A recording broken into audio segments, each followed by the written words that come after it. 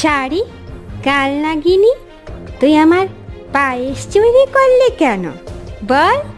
বলো কি, শাশুড়িমার শরীর খারাপ? হ্যাঁ গো, একেবারে যাই যাই অবস্থা গো। আরে পায়েসটা খাওয়ার পর আমার শরীরটা এত খারাপ করছে কেন? কি পায়েসে তো বিষ মিশিয়ে রেখেছিলাম। মধুপুর নামে এক গ্রাম ছিল। সেই গ্রামে ছিল এক চাষি, এবং সে চাষির ছিল দুই বউ মিলে সারাক্ষণ শুধু ঝগড়া লেগেই থাকতো। এমনকি দুই বউয়ের ঝগড়া শুনতে শুনতে কৃষকের জীবন অতিষ্ঠ হয়ে পড়েছিল। ছাড়ি কাল নাগিনি, তুই আমার পায়েস চুরি করলি কেন বল? চুরি করেছি, বেশ করেছি। কে এত বড় কথা? আমার পায়েস চুরি করে আবার আমার সঙ্গে ঝগড়া? ও গো, শুনছো? দেখো দেখো, এর বিচার কি তুমি করবে না গো? তোমাদের এই ঝগড়া মেটার সাধ্য আমার নেই গো। চরণদা, ও চরণদা, বাড়িতে আছো নাকি? কে কে ডাকে? কে? আমি তোমার শ্বশুর বাড়ির পাড়ার লোক। তোমার শাশুড়ির খুব শরীর খারাপ, এক্ষুনি একবার তার মেয়েকে দেখতে চাইছে। বলো কি, শাশুড়িমার শরীর খারাপ? হ্যাঁ গো, একেবারে যাই যাই অবস্থা গো। যত তাড়াতাড়ি সম্ভব চলে যাও, আমি এখন আসি গো, আমার আবার তাড়া আছে। সে কি কথা গো, আমার মা অসুস্থ? হায় হায় হায়, আমার মায়ের কি হলো গো? ও মা গো!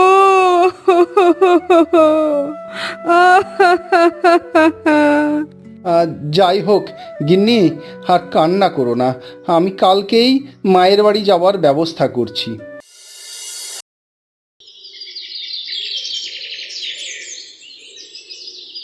কি রে ছোট, এখানে দাঁড়িয়ে দাঁড়িয়ে কি ভাবছিস?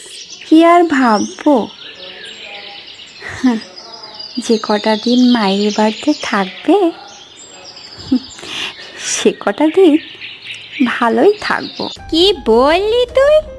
শোন, আমি মায়ের বাড়ি থেকে ফিরে এসে যদি দেখি আমার কোনো জিনিসে তুই হাত দিয়েছিস, তো তোর একদিন কি আমার একদিন।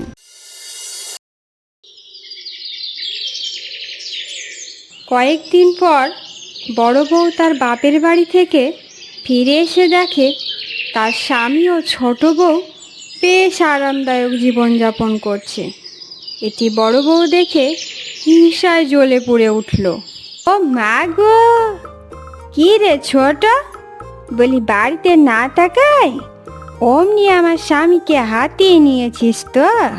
বলি বেশ করেছি। স্বামী কি তোমার একা?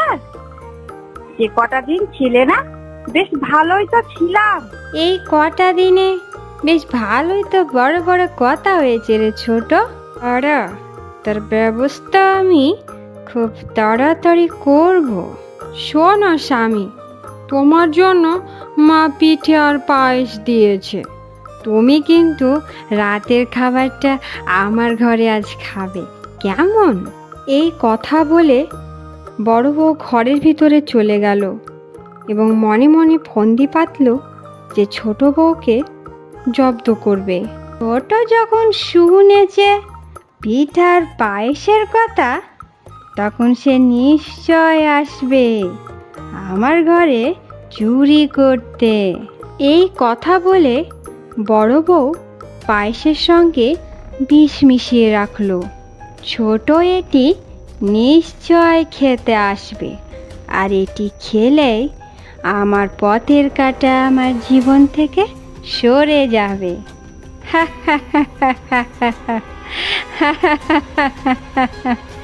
কি মজা হবে রে ছোট।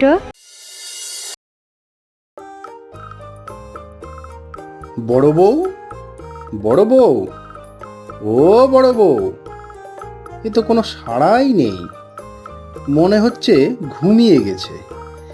খিদে তো খুব পেয়েছে, যাই নিজেই খাবারটা খেয়ে নিই। এই তো, এই পায়েসটা মনে হয় আমার জন্যই রেখেছে। কি সুন্দর হয়েছে পায়েসটা, আমার বেশ ভালোই লাগছে। আরে, পায়েসটা খাওয়ার পর আমার শরীরটা এত খারাপ করছে কেন?